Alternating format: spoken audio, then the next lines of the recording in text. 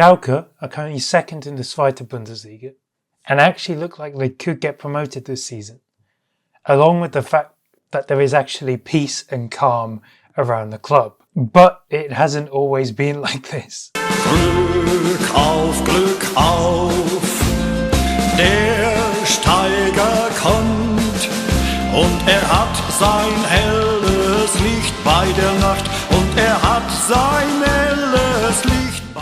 Obviously Schalke, one of the biggest teams in the country.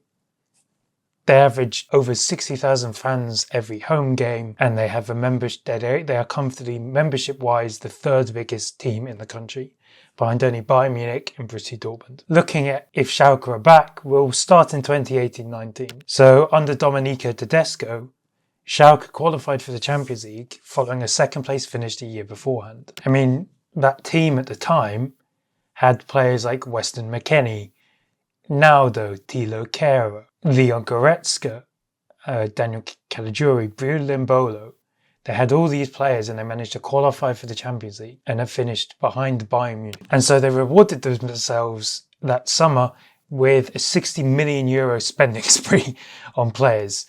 None of them get your heart racing when you read the names. Sebastian Rudi, Suat Serdar, names like that. And it didn't really work out. I mean, they got out of the group stage of the Champions League, but in the round of 16, they would face Manchester City and lose 10-2 on aggregate. And then what didn't help is then in the Bundesliga, they finished 14th. So they headed into the 2019-20 season with no European money.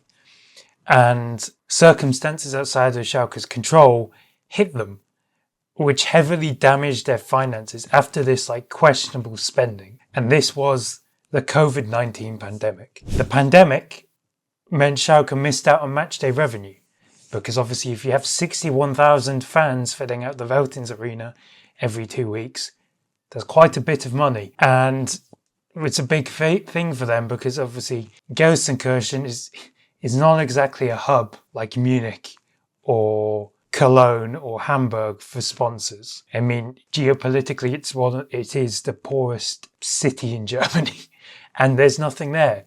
And Schalke is the only thing that Gelsenkirchen has now after the mines closed. On top of the lack of matchday revenue, they also had a large amount of debt to deal with the fee said to being around €197 million.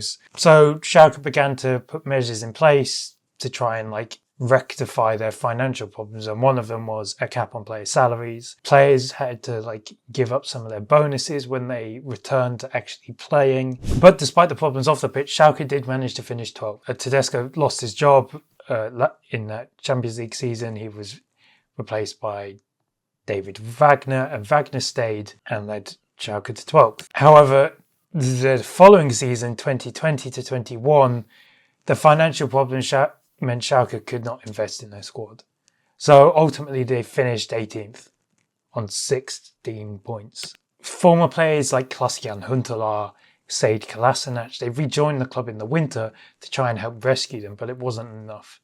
And this is where things started to get a bit crazy. The season saw ultras waiting for the players to return to the stadium after a game, and then they would chase them around the Veltins Arena, which sounds rather comical, but it happened. While the biggest story for Schalke surrounding that season was the club almost equaling the records for most games without a win. That record is currently held by Tasmania Berlin with 31 games. Schalke had reached 30 games without a win and just needed to lose against Hoffenheim and they would have equaled the record. But somehow Schalke avoided it thanks to a hat-trick from Matthew Hopp, who has basically lived off this moment for the rest of his career and has kind of gone downhill. And if you Google where he is at the moment, he plays in Denmark and has had spells at Mallorca, Middlesbrough, Hibernian and San Jose Earthquakes. And during this period, Schalke will go through 4 different head coaches, some interim.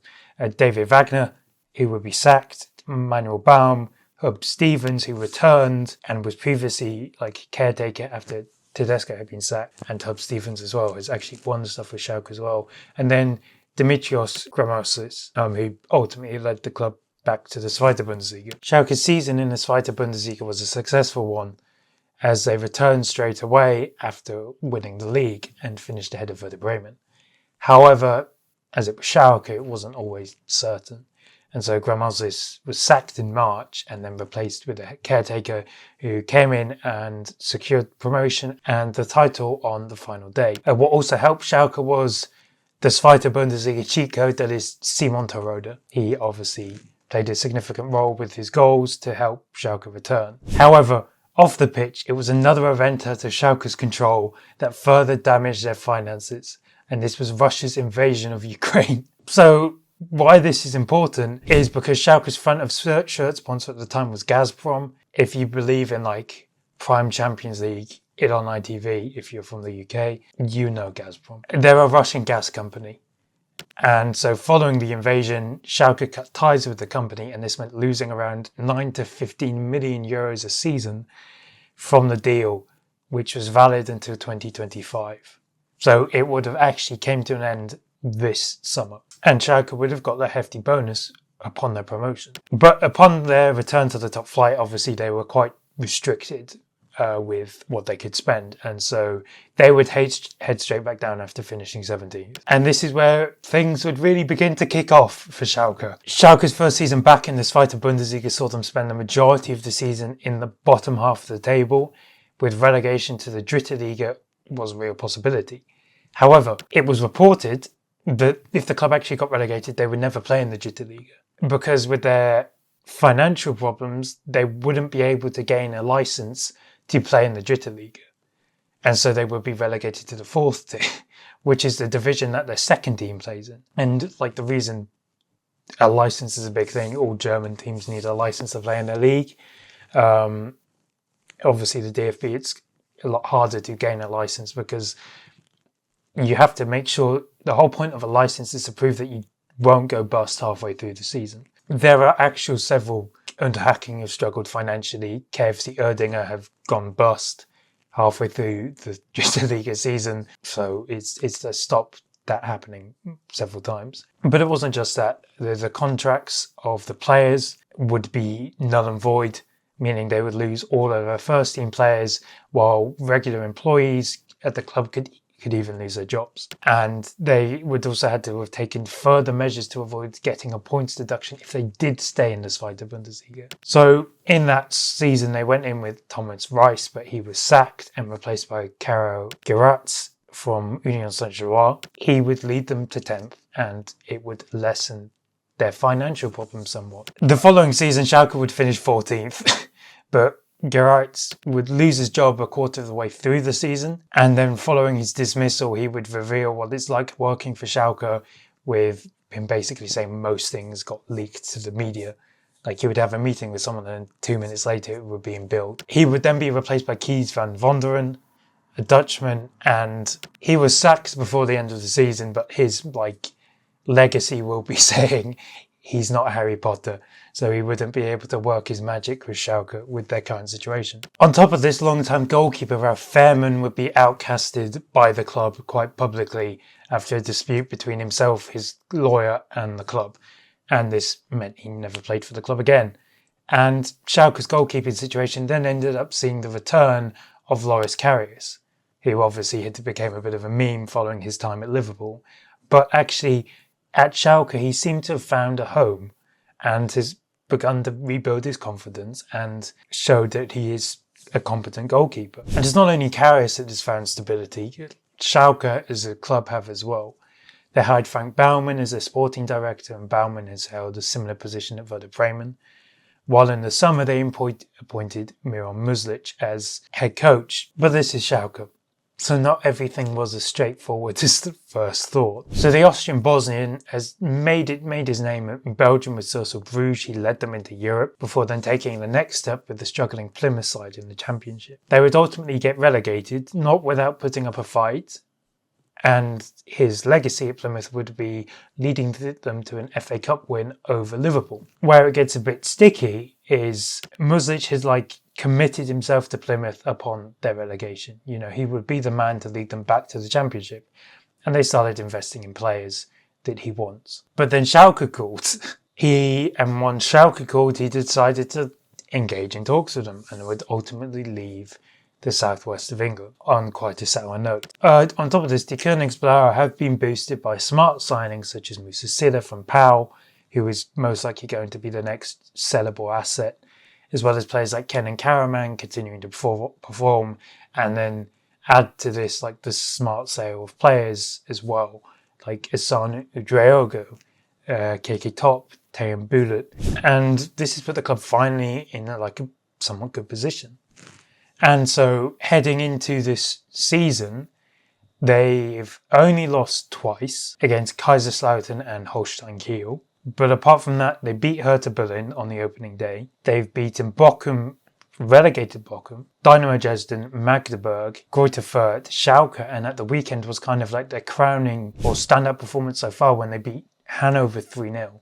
Obviously, Hanover were initially the runaway leaders in the Zweite Bundesliga, because they performed quite well under Christian Tietz. And that was kind of like Schalke's standout performance, with Silla scoring twice. Now they find themselves second and they look competent. Whether they can actually get promoted is yet to be seen, because there's this is the Zweite Bundesliga, it's batshit crazy. Like Elversberg are top at the moment despite losing half their team and their head coach. But they've made a strong start, and if Schalke can maintain it, they'll definitely be one of the favourites to return to the top flight.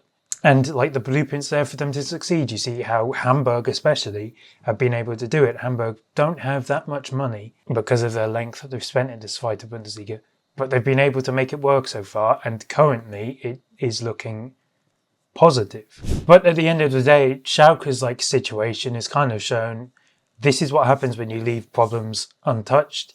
You kind of sleepwalk into these poor positions. And Schalke's downfall was quite gradual.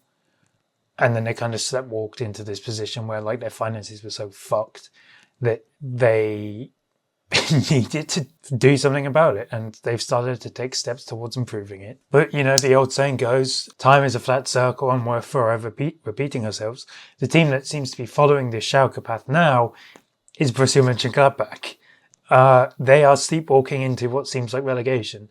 And this is a problem that Schalke have experienced. Hamburg, you kind of ignore your problems for so long that they become so big that you can't ignore them anymore. But the problems have become so big that not only can't you not ignore them, you can't do anything about it to stop it. And that's what's happening with Gladbach at the moment as well. So the Zweite Bundesliga giveth the Bundesliga a new traditional club, but the Zweite Bundesliga taketh a traditional club. So let me know what you think about Schalke, if you actually think they could get promoted, if you think, okay, they're actually moving in the right direction now, or actually have just completely missed the point and they're actually just still a walking shit show and things are just going, this is a honeymoon period.